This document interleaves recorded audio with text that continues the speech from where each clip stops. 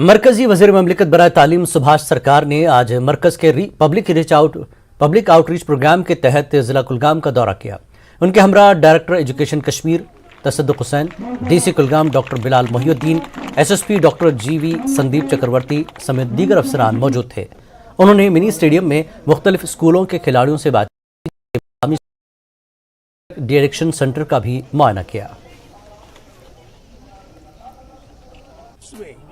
इतने बदलाव आए हैं, देश भर में बदलाव आए हैं और इसके साथ साथ जम्मू कश्मीर में भी, कश्मीर वैली में भी, और एक कश्मीर के एक छोटा सा डिस्ट्रिक्ट कुलगांव जो श्रीनगर से भी दूर है, इसी जिले के अंतर्गत सारे बच्चे इतने उत्साह से जुड़े हैं। ये बहुत ही अच्छी बात है। किसी को कोई तकलीफ नहीं होगा। इसके बारे में हमारे जो शिक्षा विभाग सियासी जमातों ने जम्मू कश्मीर